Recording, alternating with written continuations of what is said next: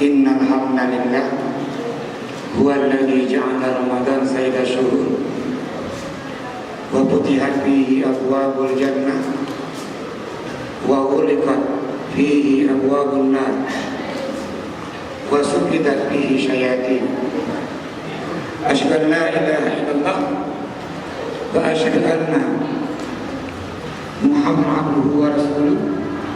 Allahumma salli ala Muhammad wa ala alihi wa sahbihi wa man tabi'ahu bi ihsanin ila yaumiddin. Amma ba'd.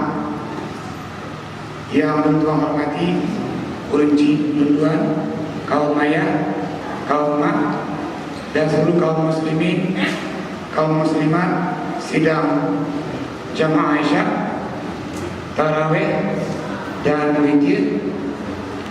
Lagi biasa kita ambil beberapa menit untuk saling menasehati. Dan malam hari ini alhamdulillah Allah kebetulan umur kita sampai ke 17 Ramadan. Sambil kita berdoa juga semoga Allah betul umurnya sampai di akhir Ramadan. Dan di tanggal 17 Ramadan, negara-negara Asia termasuk Indonesia ini memperingati nuzul Quran.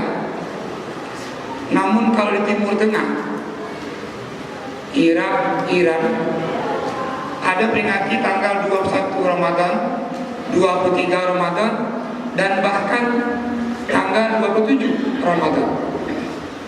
Kenapa enggak serempak? Kenapa enggak kompak di aja? Tanggal 17.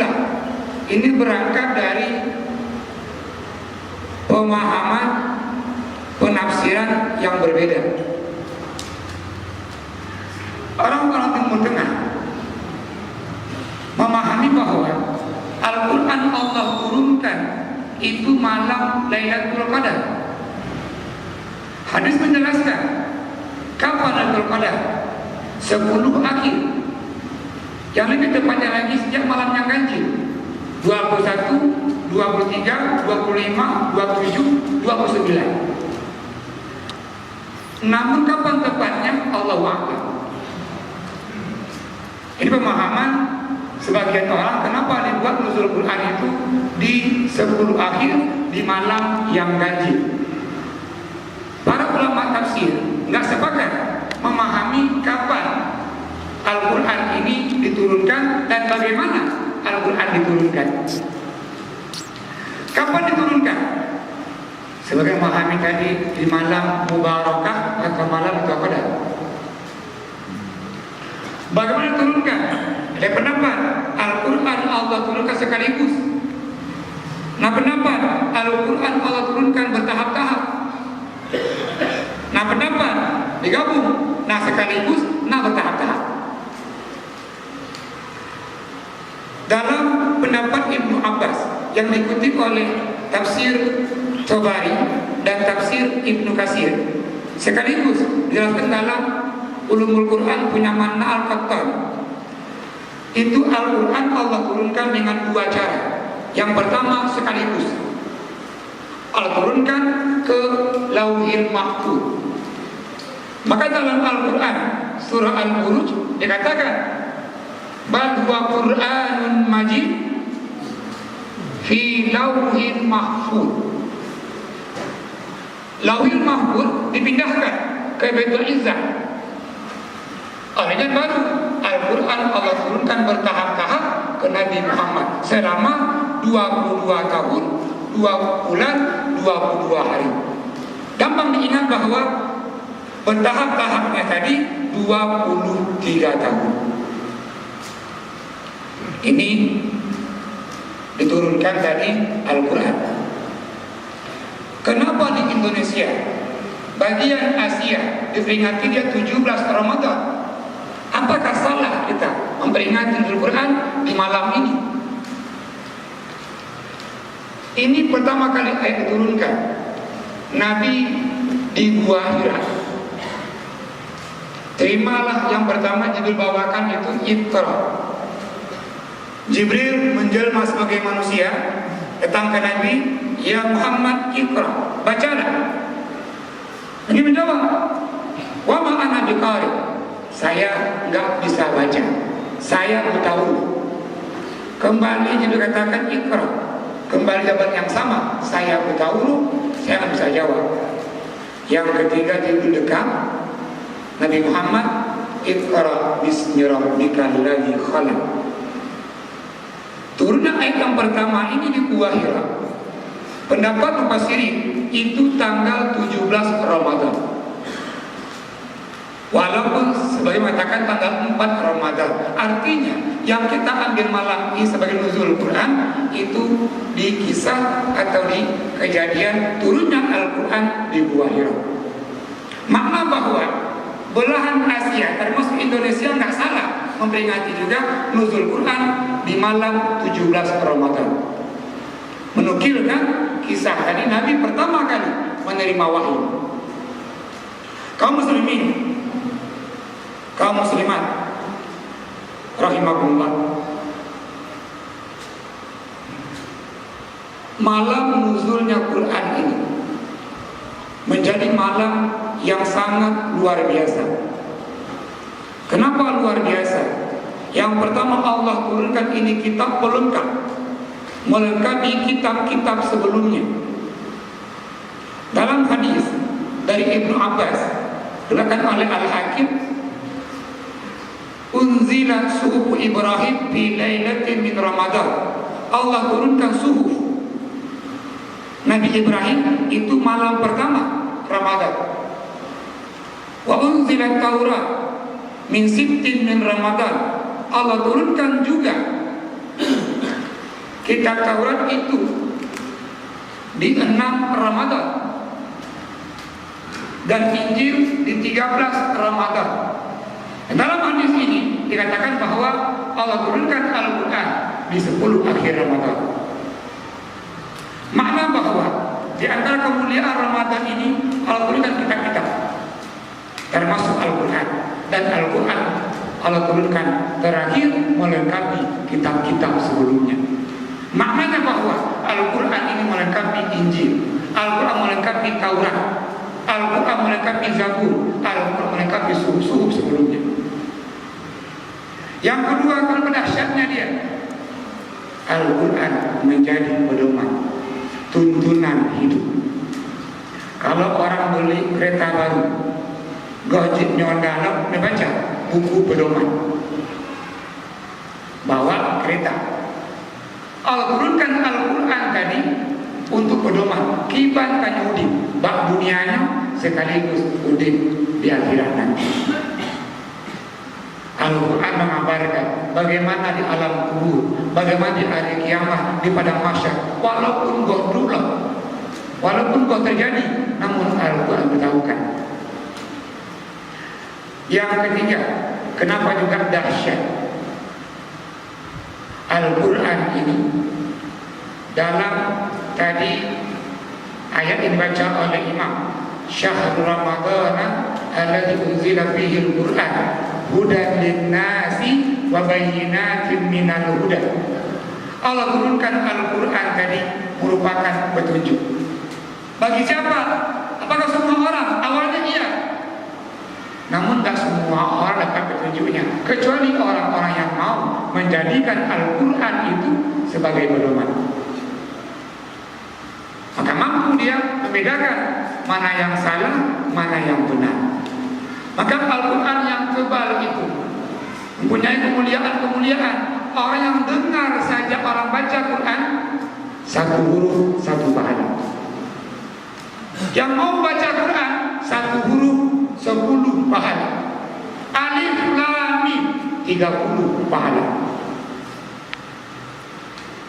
Sehari kita baca 1 halaman, 1 ayat, ribuan pahala. Ini baru kita baca. Tidak ada kita. Yang kita baca dia memberikan pahala, yang kita dengar dia memberikan pahala. Namun Al-Quran, kita dengar orang baca Quran, pahala. Kita baca Quran, pahala. Namun sedikit. mungkin di masjid tadarus menggunakan mic, silahkan. Namun kalau kadu posa malam gak usah dulu. Ini perlu pertimbangan.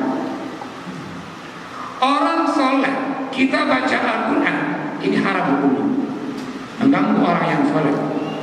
Dalam kitab Fathul Mu'in di sana kita Anak halaman 128 ngan bari kepegang faidah kesimpulan wa amal mubarakah al-jahri fil masjid. Ada orang baca doa di masjid daerah Yasu, baca Quran di masjid daerah Yasu, hatta yahla tashwis ala musalli, mengganggu orang yang lain. Di ujung kitab kata Syekh Bali pengarang kitab, yang bagi hurmatuha, mesti diharamkan. Maka dalam kaidah usul fikih, tarkus sunnah ma'al adza aula, meninggalkan amalan yang sunnah karena mengganggu orang lain yang lebih hebat ketimbang mengamalkan hal yang sunnah. Baca Quran sunnah, namun mengganggu yang lain tinggalkan.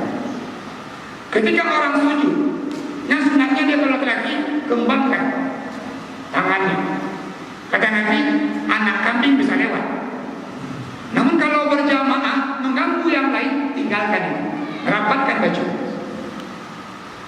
Ini kaidah usul fikih mengatakan bahwa meninggalkan yang sunnah karena menyakiti yang lain, mengganggu yang lain, itu lebih afdal ketimbang kita kerjakan. Maka adik-adik tadi yang tadarus silakan menyekat puasa malam, gak kita dengar Nabi. Silakan berhentikan mic-nya, sambung ke doa tanpa mic dan ganggu orang lain. Kaum muslimin, kaum muslimat rahimakumullah, Al-Quran yang tebal itu banyak isinya tentang hukum, kabar gembira, peringatan. Bahkan yang terbanyak adalah itu 2/3-nya kisah, cerita. Untuk apa cerita ini? Kita ambil hikmahnya. Di antara malam ini kita ambil sebuah kisah. Kenapa Allah namakan surat yang kedua itu dengan Al-Baqarah, sapi betina? Ini kita ulang lagi. Awalnya di kalangan Bani Israel, orang yang kaya raya. Namun orang kaya ini gak punya istri, gak punya anak. Namun dia punya anak keponakan atau anak dari saudaranya. Secara hukum ketika itu kalau meninggal orang kaya raya ini, maka semua hartanya jatuh kepada anak keponakannya atau anak saudaranya. Maka suatu ketika, suatu malam, yang kaya tadi dibunuh. Dan besok paginya orang ribut menemukan mayat.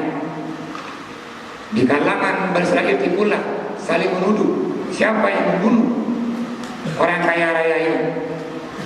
Sebagai menuduh anak umur bunuh, anak umur begapan naur lain yang cuar tahunya mungkin. Sampai akhirnya orang kampung ini, Bani Israil ini datanglah ke Nabi Musa alaihissalam dengan harapan minta petunjuk siapa gerangan yang membunuh saudara mereka ini. Nabi Musa berdoa, nggak tahu siapa yang bunuh. Nabi berdoa dalam Al-Baqarah mulai 67 itu seterusnya mengisahkan kisah ini. Wa idh qala Musa liqaumi inna Allah ya'murukum an tadhbahu baqarah. Ketika Musa berkata kepada kaumnya Bani Israel, wahai Bani Israel, kalau kalian mau tahu siapa yang bunuh saudara kalian, maka sembelihlah satu ekor sapi betina. Orang Israel berjauh, hai Musa, kamu dah kenapa dia sembelih? Tapinya, kalau kamu tahu yang saudara kamu. Itu diabadikan dalam Al-Quran, atattakhizuna huzwa. Apakah engkau ya Musa memperolok-olok kami? Kata Musa, auzubillah, saya berdoa Allah, saya enggak berolok-olok. Sambungan ayat, kata orang Bani Israel, ud'u lana rabbaka yubayyin lana ma hi. Wahai Musa, nahai nama Tuhanlah adanya kibar sapi yang dimaksud. Kata Musa, Innahu yaqul, Allah berkata, Allah berfirman, yang suruh sembelih adalah la faridun wala bikrun awam baina zalik. Sapinya enggak tua, sapinya enggak muda, namun sapinya antara tua dan muda. Namun lagi-lagi orang salatnya lagi mana sapi lagi cukup le besar. Yang hana duha, yang hana cukup le tapi cuma mana aja. Lagi-lagi Musa menjelaskan, Safara baqi naumuha tasurun nazirin. Allah bersembelih seekor sapi betina itu yang warnanya kuning-kuning tua, dan juga kalau dilihat sangat menarik. Lagi-lagi Israel tanya lagi, hadilah kamu Musa, nepegah kibat dia. Nah kata Musa, sapi itu enggak pernah dipakai untuk membaca, sapi itu enggak dipakai untuk nyirami tanaman, sapi itu enggak cacat. Barulah orang-orang Israel ini menyembelih sapi itu. Namun dalam Al-Quran diabadikan hampir-hampir saja orang-orang Israel enggak menemukan sapi itu. Menurut riwayat, nasi belum anak yatim yang belum. Namun dengan harga cukup mahal. Kaum muslimin dan kaum muslimah rahimakumullah,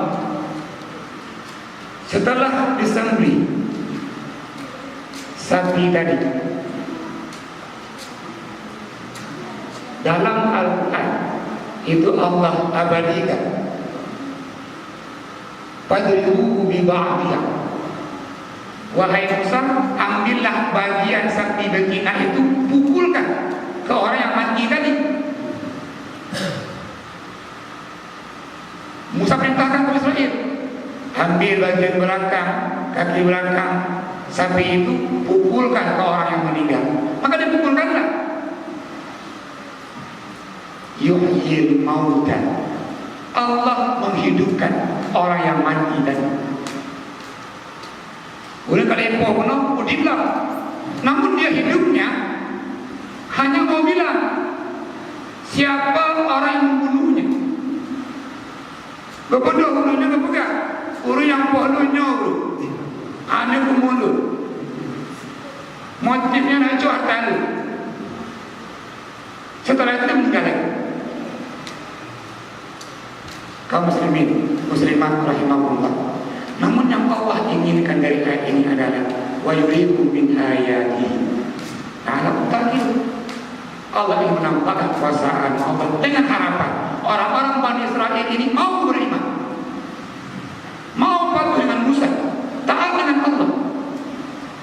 Namun yang terjadi sebaliknya, setelah orang Musa menengok Allah menghidupkan orang yang mati, menunjukkan siapa yang membunuh, bukannya beriman, orang-orang Bani Israel itu malahan menentang Musa, gak mau patuh dengan Musa.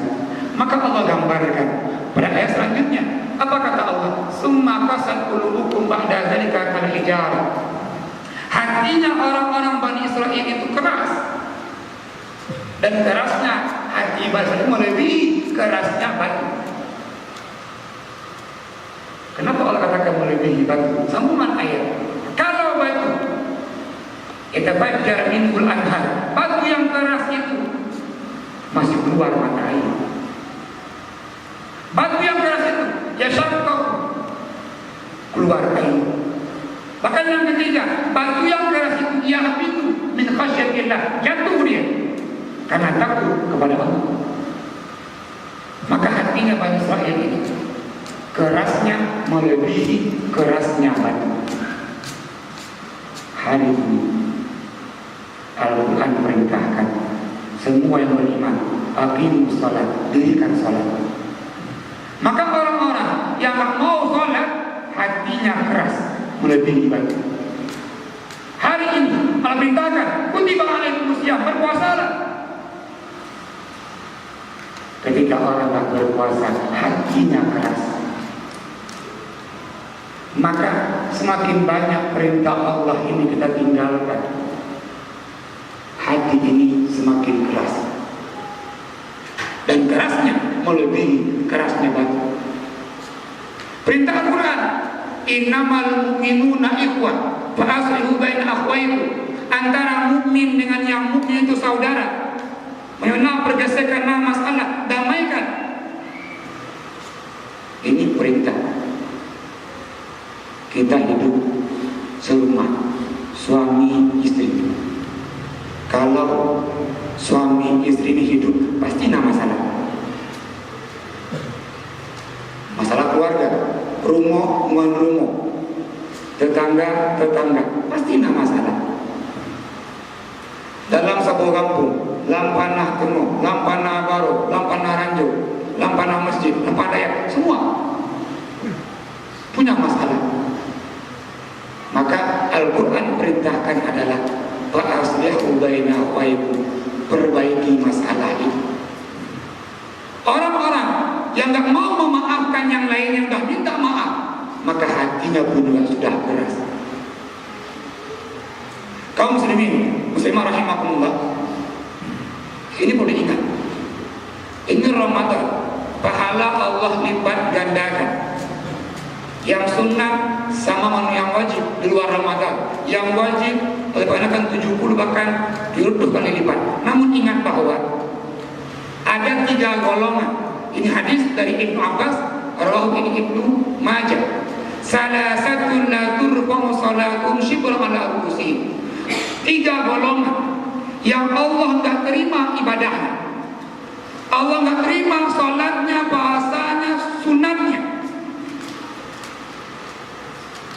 Siapa yang 3? Yang pertama, rajulun amma qauman wa hum lahu karihun. Si Daud memimpin jamaah sementara dia dibenci. Bahkan dibenci. Mungkin perbuatannya yang enggak baik, mungkin bacaan-bacaannya yang enggak fasih. Maka semua kita fikih membahas tentang imam yang dibenci, pasti mengambil hadis ini sebagai sumber hukumnya. Rajulun amma qauman, si Daud memimpin jamaah dan dia dibenci. Kalau kita lihat lafaz hadis ini menggunakan dia lafaz umum, artinya dia bahwa tanpa alif lam. Kalau begitu maknanya dia umum, general. Kalau begitu juga pemimpin dalam keluarga. Firdo Lindo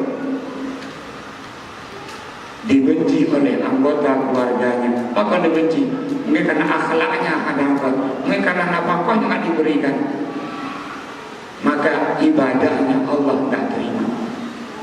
Kalau kita kembangkan lagi, Firdo kecil, mimpin kampung, dibenci. Firdo Camat dibenci, bupati dan seterusnya. Maka ibadahnya tidak Allah terima karena dia dibenci oleh yang lainnya. Kalau kita hari ini, mungkin bukan camat, bukan bupati, bukan gubernur, namun semua kita, hampir semua kita ini adalah kepala keluarga. Kalau mau nengok orang, apakah dia baik atau tidaknya, tanya sama istrinya, sama anak-anaknya. Mana anak lo bukan? Ayah lo hanaga, kapas lo hanaga. Inam lo bukan? Lindo lo hanaga, kapas lo hanaga. Nabi ajarkan, khairukum li ahlikum. Sebaik-baiknya awak yang paling baik kepada keluarganya. Kata Nabi, wa ana khair li ahli. Lu kata Nabi, contoh. Yang paling baik kepada keluarganya. Maka si pemimpin keluarga tadi yang dia dibenci, maka ibadahnya tidak Allah terima. Lubugahnya kau senang, betul ya Ustaz? Gak kau mak. Yang kedua, mana bunuh kaum ayah. Yang kedua ini kaum minum zaujatun batat wa zaujuha alaiha saqi sirruna badat. Aja badat saja. Hana padu kelindo. Malam diekro, lindo apa ni? Juga ibadahnya Allah tidak akan terima. Maka surganya urinana diridho urangam. Seorang perempuan tak keluar rumah seizin suaminya, bahkan seorang perempuan melakukan puasa sunnah tanpa seizin suaminya, puasa itu haram. Ini puasa ibadah. Namun tanpa si izin lindono puasa yang lebih haram kecuali puasa Ramadan. Nah linto hendak lebih izin linto yang napahnya. Yang pada sunat kabudut. Kaum muslimat rahimahumullah. Kalau tadi suami yang dibenci, sekarang kedua istri dibenci. Yang ketiga, Allah nggak terima juga ibadah kita ini. Akhwani mutasarimani, dua orang saudara saling berselisih namun tidak memaafkan. Antara muslim dengan yang muslim saudara. Maka bunyi hadis, la yu'minu ahadukum hatta yuhibba li akhihi. Enggak sempurna iman seorang sampai mencintai saudaranya seperti mencintai dirinya sendiri. Tetangga, saudara, semua orang kampung kita ini saudara, dan bahkan lebih luasnya semua orang Islam itu saudara. Maka perintah Allah, wa'tasimu bihablillah, bersatulah. Ini asal kata Ramadan, kayu yang 8 menyalahkan 20, yang 20 menyerang yang 8. Yang baru-baru ini melibatkan tokoh-tokoh yang terkenal. Kaum muslimin, muslimat, maaf, lucu-lucu. Sebagai tadi nggak saling ikut-ikutan juga. Sebenarnya berapa sih bilangan tarawih? Apa 8? Apa 20? Yang betul ini. Yang pertama, hadis umum menjelaskan. Ini hadis dari Ibnu Umar, riwayat Bukhari Muslim, sanad sahih. Bunyinya salatul lail masna. Sembahyang malam dua-dua. Tarawih termasuk sembahyang malam. Maka boleh dikerjakan dia 2 rakaat salam, 2 rakaat salam. Sambungan hadis, fa in khiftum min tulu'il fajr. Kalau takut kalian ini terbit fajar, falyutir wahidah, maka tutuplah sembahyangnya dengan sembahyang witir. Maknanya bahwa dalam hadis ini tidak ada bilangannya. Mampu 30 rakaat, 30. Mampu 100. Mampu 60. Ini hadis pertama. Bilangan tarawih tidak ada bilangannya. Udah mampu cuma 6 sakibat, kali 6. Yang hadis ini. Yang kedua, hadis dari Aisyah. Ketika saya tanya, ya Aisyah, ya Ummul Mukminin, kipas sembahyang Nabi tarawih? Kata Aisyah, la yazidu an 11 fi Ramadan fi ghairi. Sembahyang tarawih Nabi, kata Aisyah, enggak lebih dari 11 rakaat. Baik Ramadan maupun luar Ramadan. Dalam hadis ini jelaskan 4-4-3. Boleh 4 rakaat salam, 4 rakaat salam, 3 salam. Hadis yang kedua, 2 nih monggo, satu ujungnya salam, itu pun juga boleh. Jadi yang 4-4-3 jim, ini hadisnya. Yang mau tarawihnya 2 monggo 2 kasih penuh, terakhir 1 rakaat, itu pun juga boleh. Yang 2 rakaat ini namakan dengan sembahyang syafa'. Apa itu syafa'? Lawan witir, genap, menggenapkan bilangan tarawihnya. Terus yang 20 ini masa Khalifah Umar bin Khattab. Nah sahabat 5 sembahyang ini, 6 ini, ledo ini, kata Umar, mana pesapan? Dikumpulkan dan bilangan tarawihnya 20 rakaat. Nah dalam mazhab Maliki itu tarawihnya 36 rakaat.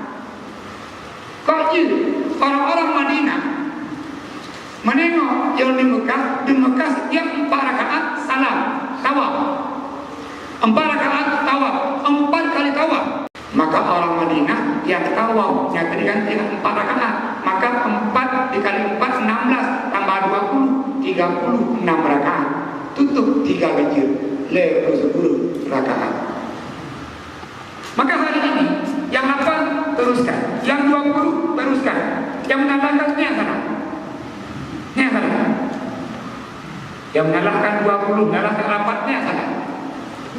Maka ini dari pada kita dalam beribadah tarawih tadi nggak mesti 20, nggak mesti 8, dan bahkan sahabat mencontohkan termasuk Abu Hanifah, Imam Hanafi sembahyang Isya, setelah itu tarawih kapan beliaunya sebelum fajar, dan wudhu sembahyang Isya satu wudhu yang sembahyang subuh. Hana begitu. Kaum muslimin muslimat rahimahullah, maka kita hari ini kata Ali bin Abi Thalib karamallahu wajhah, la khaira fil ibadah illa bil ilmi. Enggak baik sebuah ibadah kita lakukan kecuali ilmunya. La khaira fil ilmi illa bil fahmi. Enggak baik ilmu itu kecuali pemahaman. Namun ilmu pemahaman enggak baik kecuali diamalkan. Kita punya ilmu, kita ada pemahaman, kita amalkan. Maka orang-orang yang berilmu, punya pemahaman, enggak diamalkan, hukumannya lebih awal disiksa ketimbang penyembah berhala.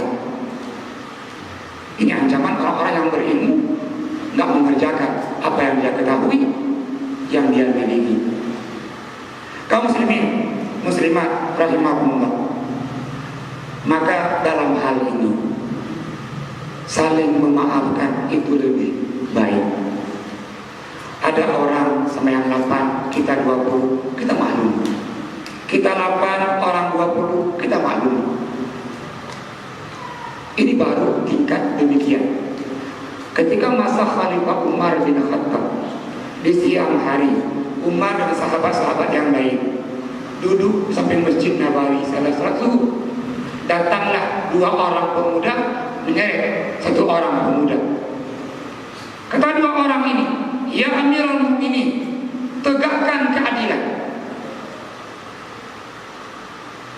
Lagi-lagi ya tegakkan keadilan. Umar berdiri dan menengok, kenapa?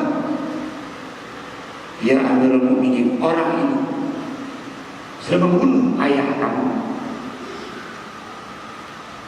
Umar tengok orang itu dan bertanya, betulkah engkau sudah membunuh ayah orang ini? Kata pemuda itu, ya Amirul Mukminin, saya ke Madinah atas keputusan kaum saya untuk bermuamalah. Saya bawa unta saya ikatkan depan Masjid Nabawi. Namun ternyata unta saya itu lepas ikatannya. Dia makan tanaman ayah orang ini, dan ayah orang ini menyembelih unta saya. Saya sangat marah, ya Amirul Mukminin, saya sayang sama unta saya, maka saya bunuhlah ayah orang ini. Kata pemuda tadi, ya Khalifah, engkau sudah mendengar dari pengakuannya. Tegakkan keadilan. Hukum Islam yang membunuh dibunuh. Al-qisas, al-qatlu bil qatl. Kata orang ini, ya Khalifah, saya bersedia untuk dikisas, untuk dibunuh. Namun kalau boleh ya Amirul Mukminin, saya ke sini atas putusan kaum saya untuk bermuamalah. Kalau boleh, sebelum tempoh 3 hari, saya pulang kampung dulu, saya antarkan harta-harta punya orang kampung saya. Saya bayangkan ya Khalifah, kalau saya meninggal, sementara saya bawa uang orang, bagaimana ya Khalifah? Kata Umar bin Khattab, boleh kamu pergi kalau ada penjamin. Apakah saya punya famili? Yang jawab tidak. Punya kerabat? Juga tidak. Namun tampillah Salman Al-Farisi. Ya Umar bin Khattab, saya siap menjadi penjamin orang. Kata Umar, ya Salman, hati-hati, ini nyawa tangannya. Apa kau kenal orang ini? Kata Salman, ya Amirul Mukminin, saya kenal orang ini seperti engkau kenal orang ini. Akhirnya terimalah Salman Al-Farisi sebagai penjamin orang yang sudah bunuh ayah 2 orang saudara ini. Dia pulang ke kaumnya. Hari pertama aman. Hari kedua mulai warga kota Madinah itu mulai rusuh. Kalau seandainya orang ini tidak balik, maka Salman Al-Farisi gantung gantinya. Maka sampai hari ketiga, siang hari mulai, orang berbondong-bondong ke Masjid Nabawi. Mau menengok, apakah orang itu balik atau tidak? Habis zuhur belum balik. Habis asar nggak balik juga, udah mulai. Di kalangan kaum muslimin air mata berlinang. Maka sahabat yang baik Salman Al-Farisi siang ini dipancu menggantikan orang ini. Namun tak kala mau maghrib, tak kala Salman mau dikirim ke tempat eksekusi dari kejauhan, ada orang berlari, dia katakan, ya Khalifah, hentikan, hentikan. Ternyata orang tadi dia berlari sampai hadapan Khalifah Umar penuh dengan keringat. Dia katakan, ya Khalifah, mohon maaf, ternyata orang-orang kampung saya membutuhkan waktu yang panjang. Saya pacu dari kampung saya ke kuda, namun di tengah-tengah padang pasir saya punya kuda sakit dan sekarat. Itu sudah saya tinggalkan, saya lari ke sini. Sampailah ke mulia Khalifah, kaum muslimin muslimah rahimahumullah. Khalifah Umar bertanya, wahai pemuda, kenapa engkau mau susah payah hadir ke sini? Kalau engkau lari, engkau selamat. Kalau engkau mau dipancu, tapi engkau mau dari kampung kamu lari ke sini penuh keringat, kau mau kamu? Kata orang ini, ya Amirul Mukminin, saya hadir ke sini supaya ada anggapan bahwa orang-orang yang beriman tidak menepati janjinya. Saya ke sini menepati janji saya. Dan saya siap untuk dipancung dan dikisos. Umar bin Khattab menghadap ke Salman Al-Farisi. Dia tanya, ya Salman, kenapa engkau mau menjamin orang ini? Kata Salman, ya Amirul Mukminin, saya lakukan itu, menjamin orang ini supaya jangan ada anggapan bahwa di antara kaum muslimin tidak ada lagi saling percaya. Khalifah Umar air mata mulai berlinang, yang hadir mulai berlinang. Dua sahabat yang awalnya bersikuku untuk menkisos orang ini, dia bertakbir Allahu Akbar, ya Amirul Mukminin, hari ini kami berdua saudara memaafkan orang ini, jangan pancung dia. Dan kata Khalifah Umar, kenapa aku maafkan? Dua orang ini menjawab, ya Amirul Mukminin, jangan ada anggapan di antara kaum muslimin ini ada beranggapan nggak saling memaafkan. Kalau kita hari ini khususnya masalah tanah, masalah uang, masalah mungkin ego, namun ini nyawa dimaafkan. Nyawa orang meninggal dunia dia maafkan, nggak kita kisah. Bapak, ibu, yang hari ini seorang istri yang mungkin bersalah ke suaminya, minta maaflah. Yang suami memaafkan. Yang hari ini tetangga sebelahnya mungkin salah dan minta maaf, maafkan. Alangkah indahnya dengan itu, saling memaafkan tanpa kebencian. Kalau kita ukur tadi kesalahan tetangga sebelah kita, kesalahan istri-istri kita, suami-suami kita, tidak melebihi kesalahan orang ini yang membunuh orang lain, dan jadi maafkan. Kaum muslimin dan kaum muslimah rahimahullah, maka Al-Quran mengajarkan kita untuk selalu hati kita ini hidup. Karena hati yang mati, hati yang penuh kebencian, yang penuh dendam, inilah hati yang mati. Dan ingat, orang-orang yang berhati mati ini, ma'wahum jahannam, tempatnya adalah neraka jahannam, pasti. Sebagai terhindar dari neraka jahannam dan indahnya kehidupan dunia ini, maka kuncinya adalah saling memaafkan. Kalau disampaikan, saya memaafkan. Tengok dalam hal lain, seorang sahabat namanya Anas bin Malik itu bertanya, ya Rasulullah, ayu sedekatin afdal, apa sedekah yang paling baik, yang paling top? Nabi menjawab, qala Nabi, as-sadaqah fi Ramadan, sedekah di bulan Ramadan.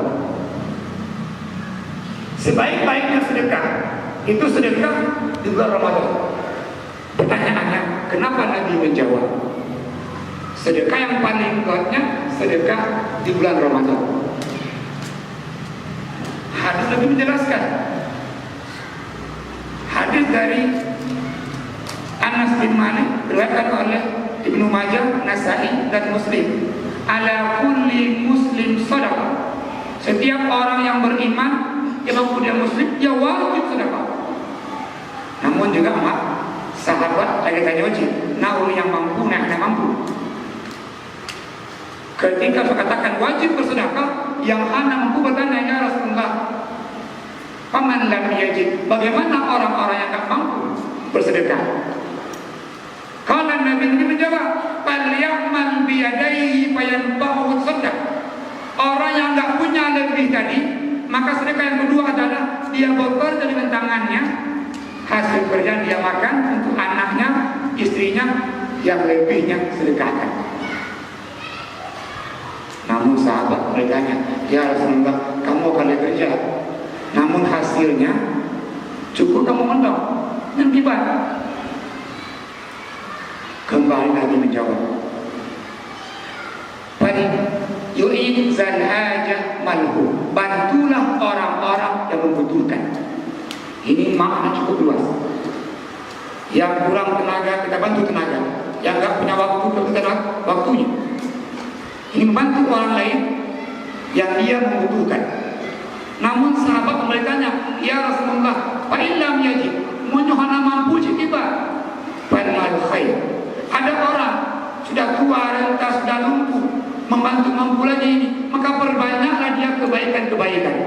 Perbanyak doanya, perbanyak zikirnya, perbanyak dia baca Quran. Artinya, dalam Ramadan, ketika orang tarawih itu sedekah, ketika orang witir itu sedekah, ketika dia tahajud itu sedekah. Maka setiap kebaikan Ramadan ini dihitung dia sedekah. Kata Nabi, yang paling kuat sedekah itu di Ramadan. Namun terakhir, ke sahabat, ya Nabi Allah, fa illam yajid, kalau orang tak mampu juga itu di mana Rasulullah? Nabi terakhir menjawab, ayyakuffa anisyai, maka orang itu menahan dirinya untuk tidak menyakiti yang lain, enggak menzalimi yang lain, enggak menipu yang lain, enggak mengambil hak-hak orang lain, enggak berbuat kejahatan.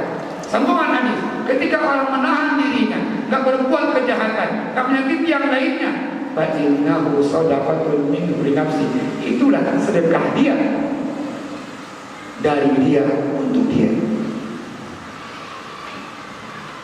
Kita menahan diri, enggak berbuat jahat, sedekah. Kaum muslimin, muslimat rahimahullah, terakhir mungkin kita lihat bagaimana orang yang miskin, sahabat yang miskin ini bersedekah. Kalau Umar bin Khattab semua hartanya untuk agama karena ada. Kalau Utsman bin Affan banyak kisah ini, semua hartanya untuk agama karena ada.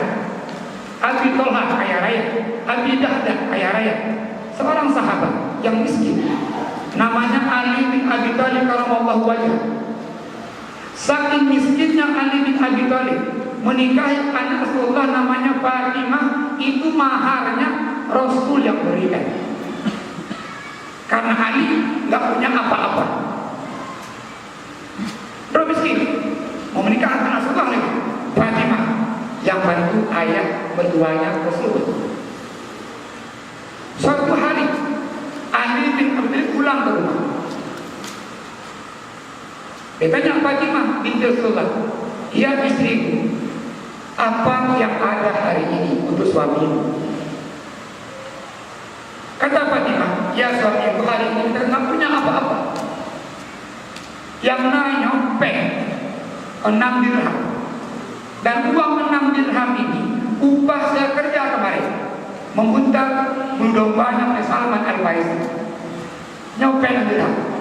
Kata Fatimah, ya suami, rencana umurnya nak jauh kan, nak belanja kebutuhan anak-anak kita dengan uang 6 dirham. Kata Ali bin Abi Thalib, ya istri, engkau dah capek bekerja, kahit dulu, najuk dari malu, bahan aja, bayang tu kebutuhan anak-anak kita. Fatimah berikanlah uang tadi ke suaminya Ali bin Abi Thalib. Berangkatlah Ali ke pasar dengan tujuan membeli kebutuhan anak-anak. Namun di tengah-tengah jalan, Ali jumpa orang yang keluar.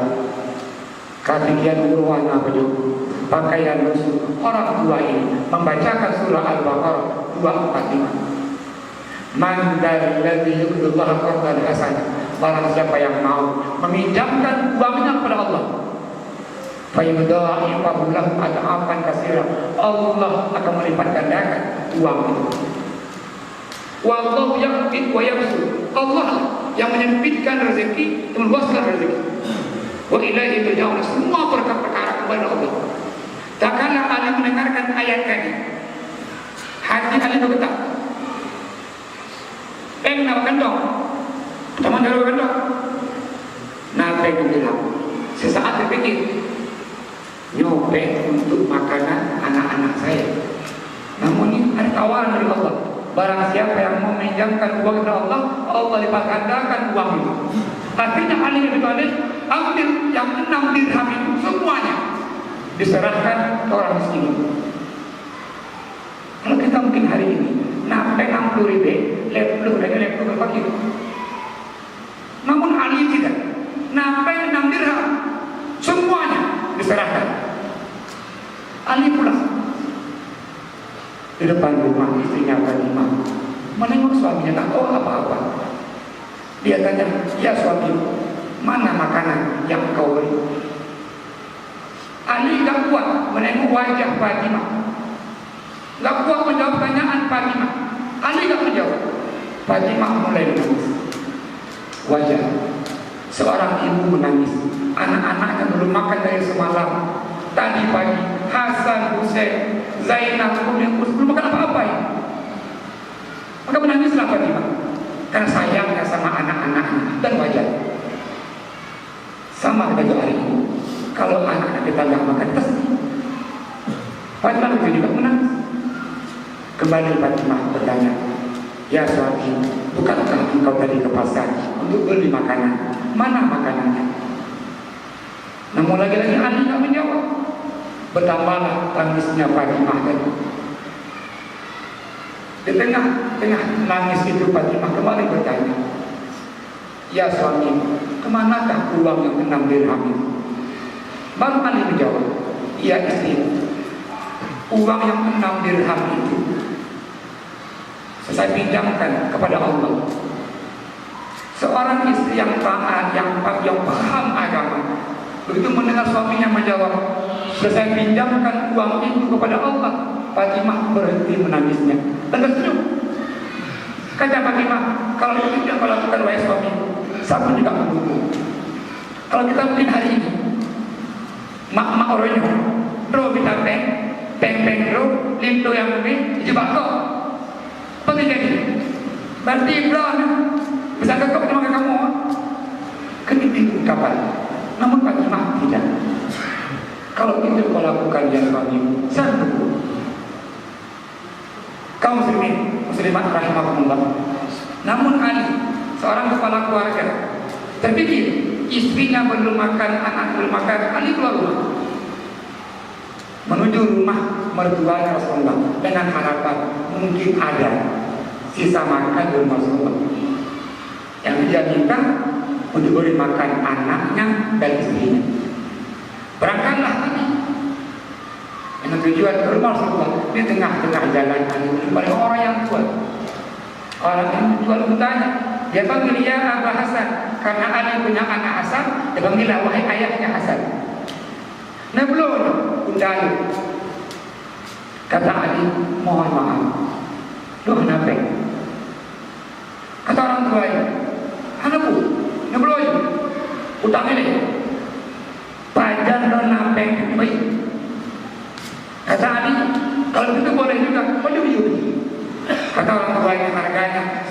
dirham.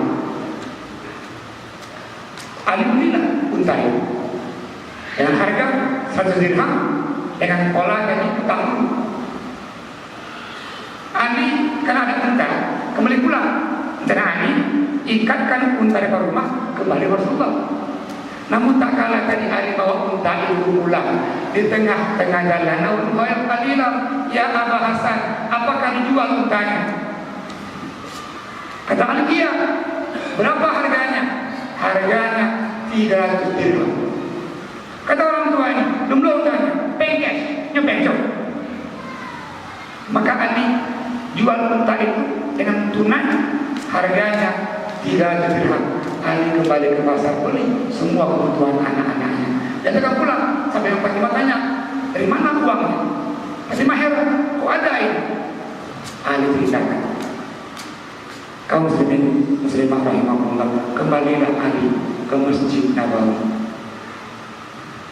Setelah Ali sembahyang tahiyat masjid, baginda Rasulullah menghampiri Ali sambil tersenyum. Kata Rasulullah, ya Ali bin Abi Thalib, apakah engkau yang bercerita atau saya yang cerita? Kata Ali, engkau ya Rasulullah. Kata Rasulullah, ya Ali bin Abi Thalib, ketahui hari ini engkau pinjamkan uangmu kepada Allah 6 dirham. Namun hitungan jam Allah kembalikan uang itu 1 dirhamnya 50 kali lipat. Allah kembalikan 100 kali lipat. Dipinjamkan 6 dirham, Allah kembalikan 100 dirham. Itu ketahui. Yang tadi yang jual unta itu adalah malaikat Jibril yang menjelma sebagai manusia. Karena malaikat jadi utang peng itu kayak bayi. Karena mereka akan meleteng barangnya. Yang tadi yang beli unta itu malaikat Mikail yang Allah kirim menjelma sebagai manusia. Lantas saya bacakan sebuah hadis yang bunyinya, ma min yaumin yusbihul ibad. Setiap pagi hamba itu bangun dari tidurnya, illa malikani yanzilani, Allah kirim 2 malaikat setiap pagi, setiap hari 2 malaikat. Wal wahid yaqul, salah seorang malaikat itu berdoa, Allahumma a'ti munfiqan khalaqa, ya Allah berilah ganti harta orang-orang yang mau bersedekah. Orang-orang yang mau menghargai Allah ini gantilah ya Allah, beri berlipat ganda. Ini doa malaikat setiap hari. Wal akhar yaqul, malaikat yang kedua berkata, wa a'ti mumsikan talaba, ya Allah guru-guru yang beri, yang baki, yang tak mau bersedekah, nabilah kebinasaan, kehancuran, penyakit, seterusnya. Maka di Arab ada sebuah budaya, kalau orang sakit, supaya dia sembuh, dia banyak sedekah. Dengan harapan sedekahnya itu membuat dia sembuh. Maka ini doa malaikat setiap hari bagi kita ini yang mau bersedekah. Kaum muslimin muslimah rahimahumullah, mohon maaf agak panjang. Terakhir, kita supaya hati kita ini enggak sampai sekeras punya Bani Israel, maka cara pertama adalah perbanyaklah membaca Al-Quran. Setelah kita baca, kita paham apa yang kita baca. Yang paling pokok lagi adalah mengamalkan apa yang kita baca. Semoga bermanfaat dan mohon maaf saya akhiri. Assalamualaikum warahmatullahi wabarakatuh.